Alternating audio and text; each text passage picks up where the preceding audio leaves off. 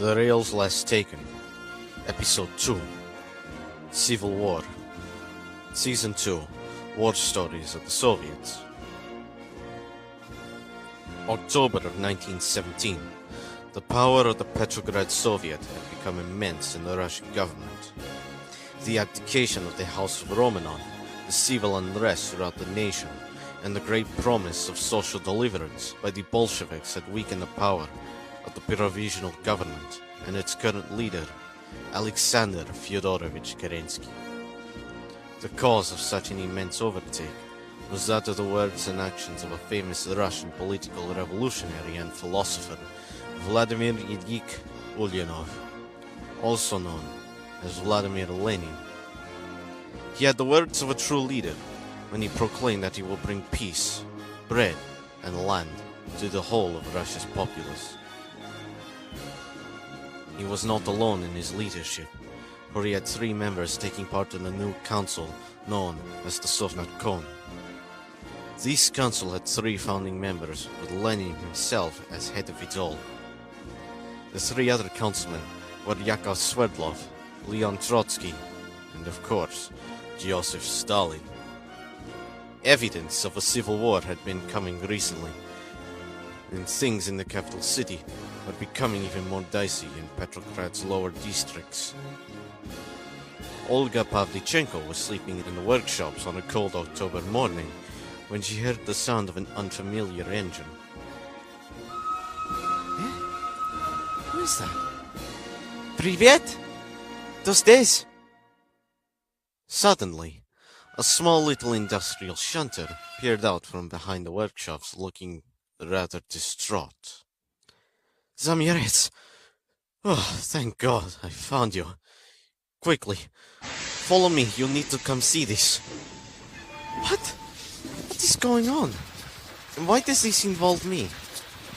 No time for questions, just follow me. So Olga went off and followed the beating towards the freight station by the city's industrial district, and saw huge crowds of people wearing what appeared to be outlandish uniforms, pulling out what appeared to be rifles out of the factories and behind hidden crates. Что, сэр? Что происходит? A familiar figure slowly walked out from the crowds and approached her. It was Olga's commanding officer, Georgy Makarov, who had separated himself from the Imperial Army and joined as a leader of the newly founded Soviet Red Army. Zamurets, I see you've come to witness it. Eh? What are you talking about? And everyone arming themselves with rifles? What is going on? Zamuret...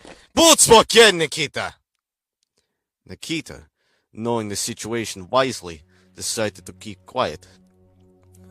We finally see that we all failed as a nation to realize that we're all being led by an incompetent order of power. So, we're going to change that order ourselves. Through nothing but the sweat on our head and the blood on our hands! Olga could not believe what she was hearing. Slavla Sovieta!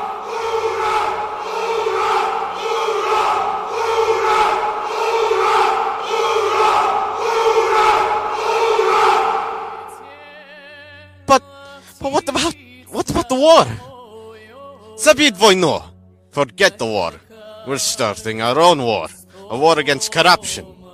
We've already taken the Tsar's palace and the provisional government, so now it's time we turn the White Army red.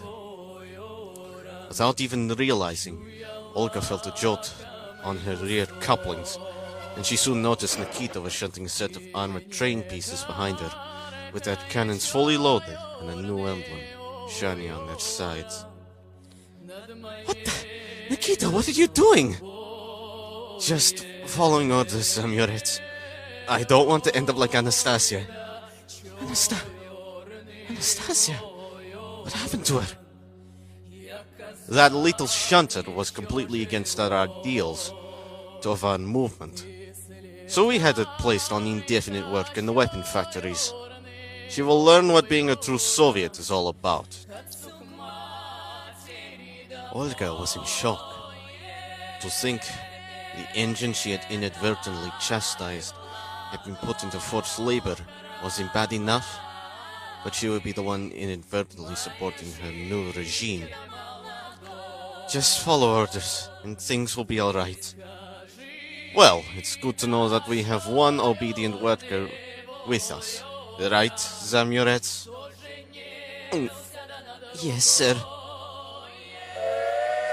To think that things couldn't get any worse for young Olga, her country fighting itself for a change.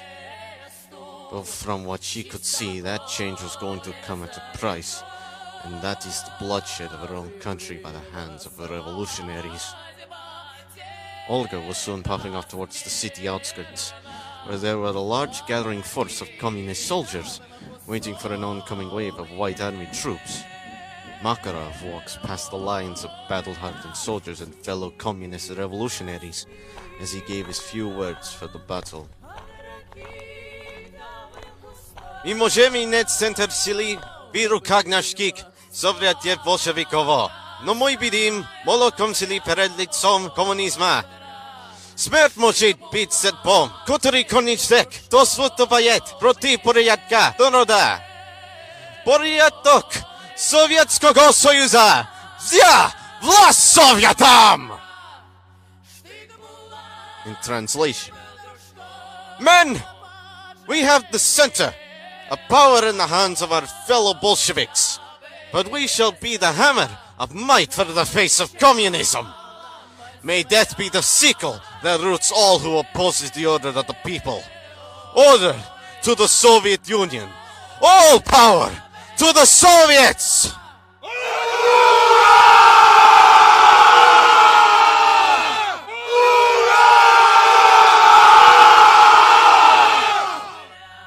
The trench whistle sounds off in the distance, and peering out of the woods and fields were a massive charge of White Army infantry. Огонь! All the communist troops opened fire on the attacking force.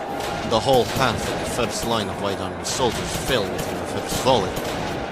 Makarov ordered his troops to keep on fighting to kill any survivors from that first charge, as well as unleash a barrage of artillery on the trenches. Looks like they're not going to give up so easily. Belinsky, it's time we use Zamurets. Yes, sir! Olga was lying in wait by herself in the distance far enough away from the trenches. But soon enough, Makarov's second-in-command, Alyosha Belinsky, came running in towards her and the crew. I want Zamurets out there on right now. Throw an overwhelming amount of firepower to those pro-imperial traitors, you hear me? Да, sir! Что за? Нет! Нет! I refuse to do this again! Olga felt part of her body aching from what felt like a gunshot. And lo and behold, Belinsky had shot her in the cheek. But thankfully, being made of metal, it didn't ruin her, but it was very painful like the sting of a hornet. Ow!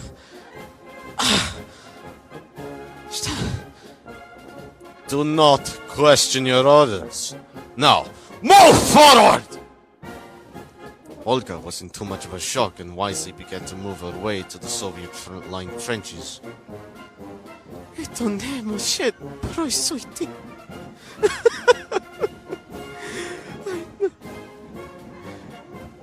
This can't be happening.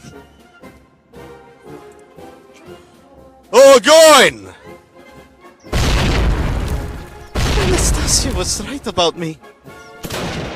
Держи свою землю! Держи свою свинью! You don't deserve my name! What makes you think you deserve those names? I'm not Zamurets! My name is Olga! Suddenly, everything around her, from the sound of the gunfire and artillery to the sea of dying men, went black. Olga! Olga, wake up! Oh, damn it. No, Olga, wake up for Christ's sake! What am I? In Zorovin shed on the UMR. You're home. Your real home. And we're the engines whom you took us under your wing. Both me and Red here. It was just a nightmare? Yes. Where would I be without you two? Both living in a never-ending hell. We're here for you always. Olga slowly shuts her eyes and falls back to sleep, forgetting that terrible nightmare. Her life full of nothing but bloodshed.